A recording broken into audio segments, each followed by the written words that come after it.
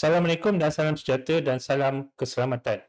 Anda sedang mendengar Safety Talk Podcast daripada Safety X DRP Haikon Universiti, suara komuniti keselamatan dan kesihatan pekerjaan anda.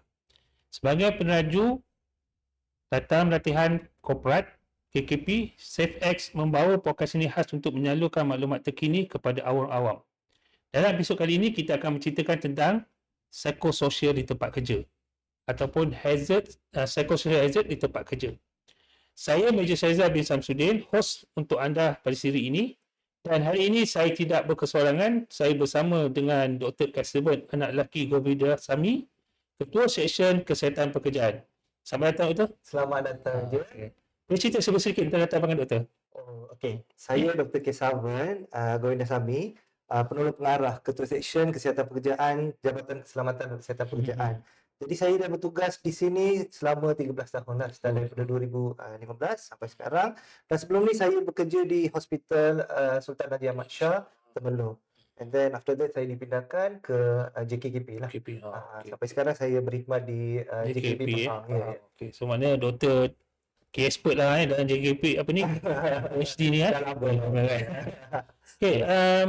Kalau kita cerita tentang mental health, mental illness kan, so benda ni, isu-isu ni dulu tidak diambil perhatian. Ya, betul. Tapi sekarang ni bila kita sebut psikososial di tempat kerja ni, dia dah telah menjadi satu fokus kepada pekerja kita. Ya. Ni Doktor terangkan sedikit atau secara ringkas apa itu psikososial? Boleh. So seperti mana kita dah tahu, kita baru sahaja menyambut World Health Day 2026 yang bertemakan bagaimana keadaan kerja anda. Dan bersama memastikan persediaan psikososial kerja yang sihat. Jadi isu psikososial dalam aspek kesihatan pekerjaan ini telah ditekankan dan menjadi tema World Health Day pada tahun 2026. Jadi di sini kita perlu tahu apakah itu kesihatan mental dan apakah itu kesihatan psikososial. Alright. So kesihatan mental ni meliputi aspek kesejahteraan mental, emosi, sosial dan spiritual. Okey, dan meliputi interaksi antara fisiologi dan sosial di tempat kerja juga. Jadi manakala kesihatan psikososial pula, dia adalah integrasi kesihatan mental yang membawa faktor sosial dengan persekitaran. Contohnya macam ni, kita bangun pagi, hari ni saya nak kerja. Jadi saya rasa takut, saya rasa bimbang. Saya gembira je nak datang kerja. Tapi ada segelintir ni yang dia tak dapat nak datang kerja. Tak apalah, saya MC je lah. Kenapa perkara-perkara seperti itu masih terjadi? Jadi bukan blues mandi ke? Macam mana? Bukan blues mandi kata. Mandi blues ke apa? Dia kalau dia pada hari Isnin saja. Isnin saja. Dia MC lah. Betul. Satu hari cuti dah kan. Isnin tu biasa dia akan ambil cuti. Tapi yang ini khusus pada masalah peribadi. Okey. So kesihatan mental ni masalah peribadi. Apabila dia membawa masuk ke dalam kerja, dia tak dapat nak perform. Apalagi keadaan tempat kerja itu toksik. Berisiko tinggi dengan psikososial. Dan bagaimana kita nak mengatasi masalah-masalah ini. Dan perkara seperti ini masih berlaku sebab kesihatan mental ni subjektif. Betul. Subjektif. Apa yang saya rasa belum tentu saya rasa. Betul. Belum tentu saya rasa kan. So dia adalah agak berbeza dan dia mengikut dengan keupayaan berapa tahap stres yang dihadapi oleh seseorang itu dan dia boleh terima. Dia ada indikator tak? Ada nanti kita akan bincangkan one by one. Okay. So kalau kita lihat dari segi di tempat kerja ni, selalunya kita fokus dululah, kita fokus pada PPE. Pakai safety helmet kan, pakai body harness. Tapi kita tak lihat dari segi mental tu. Kan? So macam mana kita nak tengok sama serius ni mental tu kepada pekerja? Okey. So bila kita sentuh tentang faktor psikososial, sebenarnya apabila isu psikososial ni tidak dikawal, apa yang akan berlaku adalah dia ada dua. Satu adalah kesan kepada pekerja itu sendiri dan satu lagi kepada organisasi. Jadi kepada pekerja pula, yang pertama keselamatan pekerja. Contoh, saya bagi satu contoh. So pekerja yang stres, dia penat yang melampau. Dia tak boleh nak bekerja, dia tak boleh nak perform. So apa yang akan terjadi? Dia akan cepat dan mudah letih. So apabila dia mudah letih, dia akan hilang fokus semasa bekerja. So apa yang berlaku? kecenderungan untuk berlaku kemalangan di tempat kerja itu akan meningkat. Oh, Jadi chances untuk develop accident tu, occupational accident is more higher. Itu boleh dikatakan sebagai burnout ke macam mana? Yes. Itu Boleh katakan sebagai Itu burnout burnout. workplace burnout dan sebagainya lah. okey. Okey, itu satu. Itu adalah kepada pekerja itu sendiri. Maksudnya tak nak selamat lah. Jadi another thing apa yang akan berlaku adalah biasanya kita tengok, kita kaji balik kes-kes kemalangan yang berlaku biasanya akan terjadi pada semasa dia nak balik rumah. So Okey. before 1 hour, 2 hour, Oh. kenapa dia dah letih dah? Letih dan hilang fokus. So Oh. jadi apa yang akan terjadi, dia hilang fokus dan akan menyebabkan dia kemalangan lagi. So itu kepada pekerja itu sendiri. Yang kedua adalah isu psikososial ni akan mengurangkan prestasi dan produktiviti kerja. Okey. Dia tak dapat mencapai KPI, KPI. dia tak dapat mencapai apa kehendak satu tugasan tersebut. Okey, the next one is kadar pusing ganti pekerja yang tinggi. Kita panggil turnover lah. Turnover yang tinggi. Dan kita juga kehilangan pekerja yang mahir. So apabila kita dah lama bekerja, dah bertahun-tahun bekerja, so what happen? Letih. Rasa macam tak puas hati dengan bekerja dengan tugasan tersebut, dengan kerja tu. So last apa yang jadi? Letak jawatan. Okey, perkara seperti ini akan terjadi bermula. Punca di simptom dia adalah dia akan MC yang lama. Macam tadi kita katakan. Okey, hari Isnin dia kena datang kerja. Okey. So hari Isnin ni kita dah tahu dah sebab dia dah ambil cuti 2 hari. Dia hari ketiga dia nak cuti lagi, dia ambil MC lah ataupun dia cuti EL dan sebagainya. Tetapi hari Isnin dia tak datang. Selasa tak datang. Rabu tak datang. So 3 hari berturut-turut dia tak datang. So kita pun dah curing. Okey, tak apa. That one is for the first week. So second week pula tak datang. Third week tak datang terus. So kita panggil sebagai missing in action lah. Betul. Jadi tiba-tiba dia hilang. Tak tahu dia pergi mana. So perkara seperti inilah yang ini adalah simptom pertama.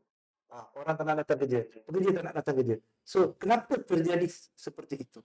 Okey, ini adalah salah contoh-contoh lah yang berlaku di tempat kerja. Right? So macam turnover ni selalunya kalau dululah selalunya HR akan ambil kes ni, dia akan dia aakan buat siasatan DI ke apa sebagainya. Betul. Tapi sekarang ni dengan berlakunya benda ni, apa yang SHO boleh contribute untuk benda ni? Alright. So apa yang SHO boleh contribute? Okey, SHO sekarang ni kebanyakan SHO dah tahu dah. Kita dah melancarkan garis panduan. Saya bawa juga guidelines on psychosocial risk assessment and management at the workplace. 2000 kita panggil sebagai PRISMA 2024 lah, yang telah dilancarkan pada 2024. Okey, so kalau lah SHO tersebut dah ada pemahaman tentang guidelines ini, yang perkara ini akan membantu untuk mengatasi. Yang pertama, dia nak start dekat mana? Okey. Yang pertama dia kena kenal pasti hazard tersebut wujud di tempat kerja atau tidak. Dengan menggunakan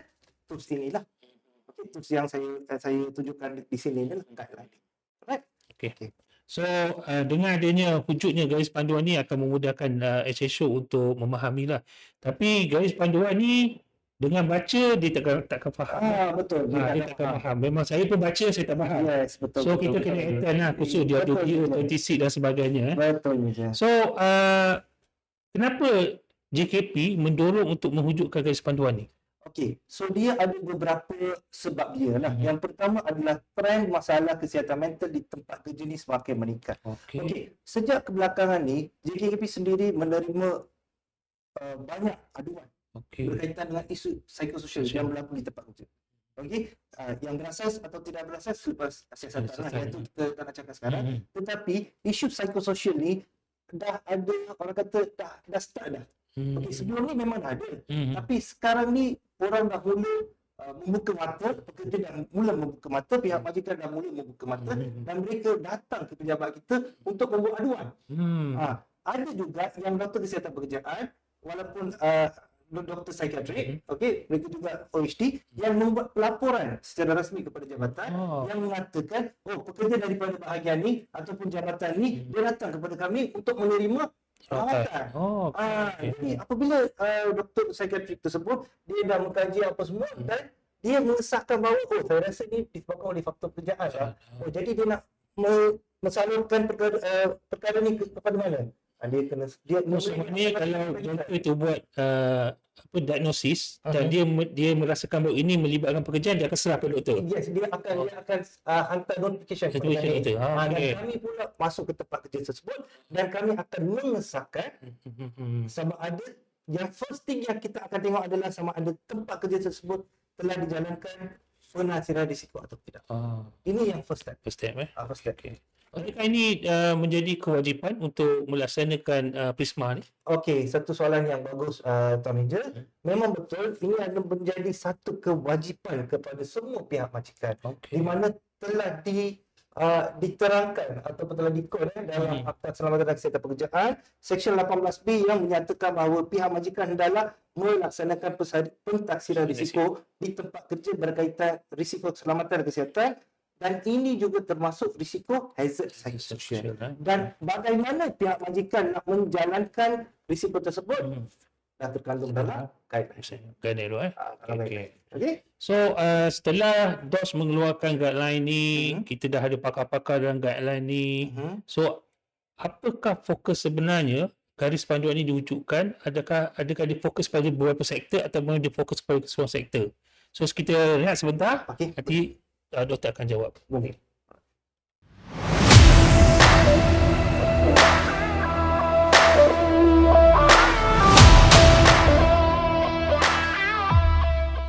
Okay, tadi kita ada berbincang tentang garis panduan. So, siapa sebenarnya sasaran yang garis panduan ni yang diwujudkan oleh JKP tu? Alright. Secara asasnya, garis panduan yang dikeluarkan oleh Jabatan Keselamatan dan Kesihatan Pekerjaan ini disasarkan kepada semua tempat kerja di seluruh Malaysia, termasuk perkhidmatan awam dan pihak berkuasa berkanun. Kecuali kerja-kerja yang dinyatakan dalam Jadual 1 Akta Keselamatan dan Kesihatan Pekerjaan 1994, iaitu pekerja domestik, angkatan tentera dan pekerja atas kapal. Yang tiga ni AKP 1994 tak cover lah. Okey. Alright, tetapi kita kena faham risiko psikososial wujud di mana-mana tempat kerja. Termasuklah tapak pembinaan, kilang, pejabat, hospital, malah kerja-kerja lapangan pun ada juga psikososial. Betul. So kalau saya ni seorang pengurus HR ataupun pengurus safety officer dekat sebuah kilang. So macam mana saya nak mulakan menilai risiko ni? Psikososial ni dekat saya. Dan dekat mana saya nak mula tu? Okey. So tadi saya dah seperti sikit lah. Lanjut daripada tadi. Alright. So sekarang ni kalau kita duduk dalam satu organisasi ataupun kita HR lah ataupun katakan essential and so on. Okey. So cara yang paling betul untuk mula adalah anggap je risiko psikososial ni sama seperti risiko ataupun hazard yang lain. Okey, mungkin tuan dah pernah dengar dah HIRAC kan? Okey, start dengan HIRAC which is kenal pasti. Hazard identification. Okey, kita kena identify sama ada betul ke tempat kerja ni ada risiko psikososial. Alright. Nombor dua, kita menilai. Bagaimana nak menilai? Bagaimana kita nak identify? Semua tu dah ada dalam guideline ni. Dengan detail dia cerita Yang dengan detail dia dah cerita dah. Okey, sebab dalam ni dia dah ada dah Leo 26, EPC 23. Okey, so Leo 26 ni adalah kita bagi kita punya pada pekerja kita. Yes, kepada pekerja kita. Dan kita minta mereka untuk menjawab soalan. Okey, ada 26 soalan dan kita overcome with EPC 23. EPC 23 ni kebanyakan adalah pada majikan. Dan dia merangkumi faktor-faktor yang persekitaran tempat kerja. Dan kita akan versus. Alright. Dan daripada situ kita akan dapat risiko tinggi ke sederhana ataupun low risk. Daripada situ adalah dia punya cadangan-cadangan penambahbaikan. Okey. So antara faktor sekejap saya tambah sedikit lah supaya lebih jelas. Antara faktor risiko yang biasa terjadi di tempat kerja adalah beban kerja. Okey, faktor risiko isu psikososial beban kerja. Konteks kerja, kandungan kerja, kawalan kerja, peranan yang jelas, budaya organisasi, keseimbangan kehidupan kerja, perkembangan kerja dan persekitaran tempat kerja. Ini adalah faktor-faktor risiko yang menyumbang kepada isu psikososial di tempat kerja. So macam mana dengan social support? Social support. Di tempat kerja. Okey, social support maksudnya apabila seseorang itu mengalami masalah. Okey, apa yang sepatutnya orang sekeliling dia kena buat? Oh, untuk membantu dia. untuk membantu dia. Okey. Orang itu sosial. Dia seorang diri kan. Mhm. Tadi kita dah ada kesihatan mental, kita ada Betul. kesihatan psikososial kan. Jadi sosial. Jadi apabila dia masuk ke dalam tempat kerja, sebagai seorang majikan, apa yang dia kena buat supaya isu psikososial ni tidak wujud. Wujud. Dapat dikawal. Dapat dikawal. Itu dapat paling dikawal. penting lah. Itu Dapat yang paling dikawal. penting. Sebab kalau katakan stres, semua orang stres. Stres. Saya stres, tuan Okey. stres, ramai stres. Itu istilah dia tu, tahap tu kena Iya, tahu. tahap dia Betul. tu kena tahu lah tuan. Kalau kita daripada pengalaman doktor lah sepanjang doktor di JKP dan sejak kebelakangan ni, macam mana trend ataupun laporan yang doktor terima di Pahang ni lah? Di Pahang ni. Okey, saya start dengan data statistik JKP Malaysia lah, di mana kes penyakit gangguan psikososial ni pada tahun 2021, 2021 okey. meja mungkin tak percaya, kita terima satu je. Masa tu PKP lah? Belum. PKP. Belum. 2020 ni 2021. Okey. Lepas tu tahun 2022 kita terima satu Kita juga. juga. Tahun 2023 4 kes. Okey. Tahun 2024 kita terima sebanyak 2 kes. Macam okey je kan? Kalau ikutkan, yang ini adalah kes-kes yang dilaporkan. Okey. Tetapi kes-kes yang tidak dilaporkan lagi banyak di luar sana sebenarnya. Okey. Sebab kenapa orang tidak tahu nak salurkan kat mana? nak salurkan kat mana, nombor satu. Okey. Pemahaman dan kesedaran mengenai isu psikososial di kalangan pihak majikan dan pekerja masih rendah lagi pada masa itu. Okey. Okey, selepas pada tahun 2024 Okey. keluarlah guideline yang ini, Okey. JKKP Pahang saja dah menerima lebih kurang 6 kes secara notification daripada psikiatrik Okey. dan 2 kes aduan. Aduan. Dan kami siasatlah kes-kes tersebut. Aduan tu maksud dia datang ke JKP. Betul. Okey. Pekerja itu sendiri datang ke tempat kita, ke pejabat kita dan berjumpa dengan saya dan kita terima aduan. Okey. End of the point, apa yang kita akan katakan, aduan tersebut berasas atau tidak, dan kita akan tengoklah sama ada pihak majikan melaksanakan ini atau dan tidak. berdasarkan dia ada buat pentasiran risiko atau tidak. Sebab semua keputusan akan diambil secara holistik dan sistematik. Okey, kita nak scientific proof. So scientific proof antara yang kita ada sekarang ni adalah guideline yang ini. Okey, so kalau meja tengok dalam ni memang agak, saya rasa meja pernah menghadir bengkel kan. Dia kalau baca macam tu memang agak susah lah, tak boleh. Dia mesti kena hadir bengkel. Kena ada sifu dia. Kena ada sifu dia boleh. So masa tahun 2024 ni guideline ni dikeluarkan pada tahun 2024 yang diketuai oleh Dr. Ahmad Fitri lah. Okey, pengarah bahagian kesihatan pekerjaan JKP Malaysia. So masa tu so sebelum tu memang apabila kita terima kes, kita tak tahu nak mengalihkan ke mana, kita mungkin tak sure lah. Tetapi selepas ada guideline yang ini dah sangat membantu sebenarnya. Dan ini juga memudahkan pihak majikan untuk nak next step tu dah buat apa. Kita dah ada langkah dia yang kita tahu betul. Okey. So, boleh tak saya nak tanya sedikit lah pasal psychiatric punya report. Adakah orang yang pergi psychiatric tu dia dah ada problem yang kronik ataupun dia masih dalam keadaan yang boleh Alright, okey, alright. Meja macam ni. Alright. So, apabila seseorang pengadu, normally pertanyaan meja ni memang daripada pengadu lah. Kalau pengadu normally datang kepada kita, dia akan mengadu tempat kerja dia ni agak toksik. Okey, toksik ni perkataan ni sangat subjektif. Kita tak boleh kata tempat ni toksik. Dia agak subjektif. Jadi kita kena tengoklah daripada mana dia ni, tahap mana toksik ni. Okey. So lebih baik kita gunakan perkataan berisiko. Okey, tinggi, sederhana ataupun low lah kan. Okey. So bila dia datang, kita akan beritahu kepada mereka, kita nak pastikan sama ada pengadu ni betul-betul dia mengalami masalah gangguan mental atau tidak. Jadi kita akan minta dia rujuk kepada pakar psikiatrik. So once dia dah confirmkan, and then kita juga akan minta pendapat daripada pakar psikiatrik juga. Jadi dia akan bagi kita medical report lah, mengatakan memang ada unsur-unsur orang kata isu psikososial lah, workplace burnout and workplace and so on. So daripada situ kita akan start kita punya investigation. Jadi dia berbeza, bukan kemungkinan besar ada orang yang datang dalam keadaan stres saja. Stres ni bukan kita anggap sebagai satu penyakit. Jadi stres ni dapat dikawal lagi. Jadi ada orang yang datang dengan anxiety. kebimbangan. Dia anxious nak pergi kerja. Dia berdebar. Pagi-pagi jadi bangun nak masuk kerja, datang balik dia dah berdebar. Saya tak nak pergi kerja. Betul lah. Saya fikir tentang kerja je. Ada orang yang lebih lebih turun lagi, dia tak dapat tidur. Sampai dia tak cakap apa-apa. Datang kerja pun diam. Dekat rumah pun diam. Betul. Kita tanya dia, kita ungkit dia. Kita tanya-tanya. Kita nak tahu kan. Contohnya masa tadi kan, meja dah pergi nak siasat kes tu kan. Okey, tiba-tiba 1 minggu, 2 minggu tak datang. So tiba-tiba meja pergi buat siasatan, tanya dia, sebenarnya apa you dah jadi? Apa you dah jadi? Apa yang telah berlaku dekat sini, dia tak nak buka mulut. Dia tak nak tahu. Saya pun tak tahu, tapi saya tak nak datang. Saya tak tahu sebenarnya apa yang berlaku dengan saya. Dia pun tak tahu diri dia apa sebenarnya. Yes. Oh, payah juga Payah, not easy. Sebab benda ni subjektif. Kan saya dah kata, apa yang saya rasa tak sama. tak sama dengan apa yang meja rasakan.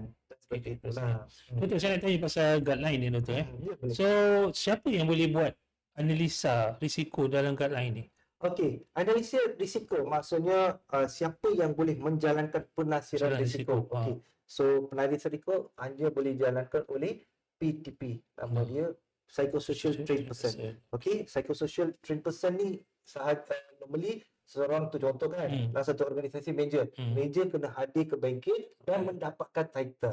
Okey, PTP ni diiktiraf oleh JKTP dan selepas dapat pemahaman ataupun dah menjalani bangkit tersebut ini, barulah manager pun boleh buat analisis di tempat. Okey, maknanya sesiapa yang nak melaksanakan penasiran risiko psikososial ni, dia mesti ada psychosocial trained person. Ya, betul. So untuk pengetahuan orang di luar sana, kita SafeX akan menganjurkan kursus PTP pada 15 dan 16 dan 17 Mei 2026 ni, bersama-sama dengan KGB punya jurulatih, iaitu orang yang membuat guideline ni, Dr. Izni, Dr. Ghazali. So saya menggalakkanlah ramai-ramai SSO untuk hadir dan boleh buat laksanakan penanganan risiko ni lah. So soalan akhir doktor. So apa harapan doktor sebagai orang yang memegang section health ni kan, yang selalu terlibat dengan penasiran risiko psikososial, buat penyiasatan. Apa harapan doktor supaya budaya kesamaan psikososial ni di Malaysia pada akan datang akan menjadi lebih baik? Okey. So harapan saya satu je. Sebelum ini, apabila menerima kes-kes aduan ataupun notification secara rasmi daripada doktor, psikiatrik dan sebagainya, kita tak ada hala tuju. Belum ada lagi.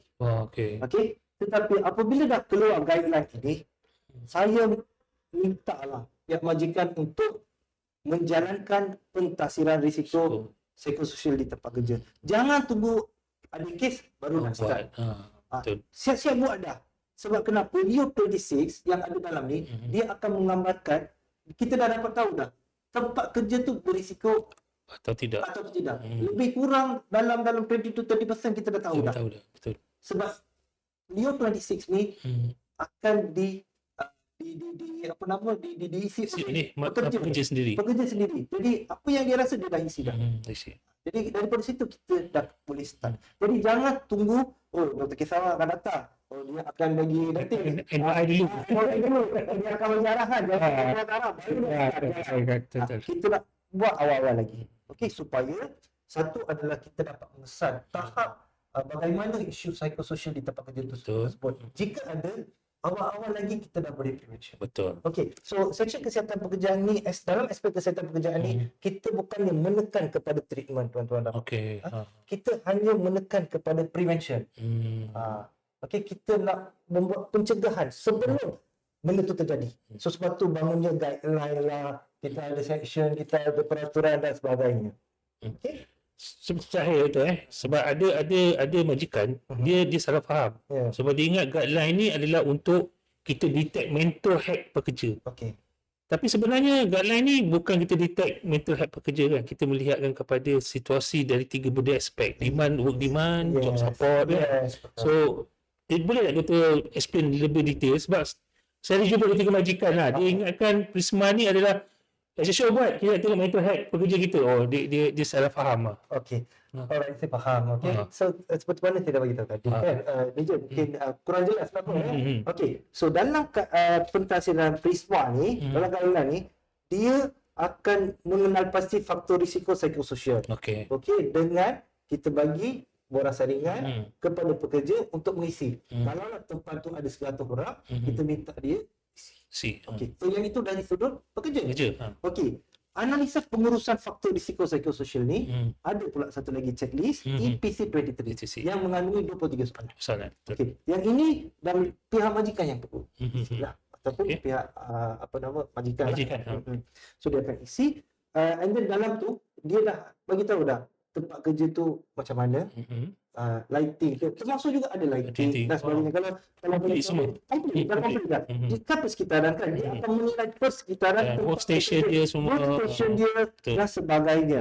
Okey, so dan ada juga ada discriminate ke, ada bagaimana apabila terdapat satu aduan daripada pekerja, bagaimana pihak majikan mengendali, adakah adil ataupun tidak. Semua tu dah termasuk dalam kita punya EPC 23. Sebab tu saya kata, so Leo 26 versus dengan EPC 23, kita akan dapat menganalisis satu risiko, dan daripada situ kita akan dapat cadangan penambahbaikan lah. So sebab tu saya kata memang kena pergi bengkel. Betul. Yes, agak susah juga lah. Alright, agak susah juga. Okay, terima kasih Dr. Penerangan yang begitu jelas dan tuntas. So kita kena faham bahawa psychosocial trained person ni dia bukan doktor, dia bukan orang yang melihat mental health, tetapi kita melihat situasi kerja, job support, work environment dan sebagainya. So terima kasih semua. So kita akan masuk ke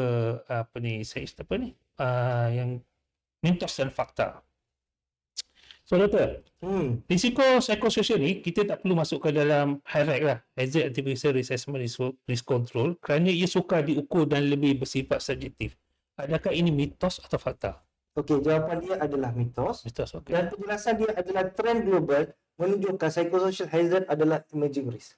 Okey, kemungkinan besar sebelum ni kita ternampak lah kan. So apabila keluarnya guidelines, seperti mana saya dah beritahu, guideline keluar je, kes makin meningkat. Sebab kenapa? Orang dah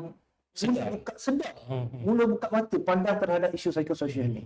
Alright. So walaupun sukar diukur, tetapi ia tetap perlu dikenal pasti, dinilai dan dikawal melalui pendekatan yang sistematik.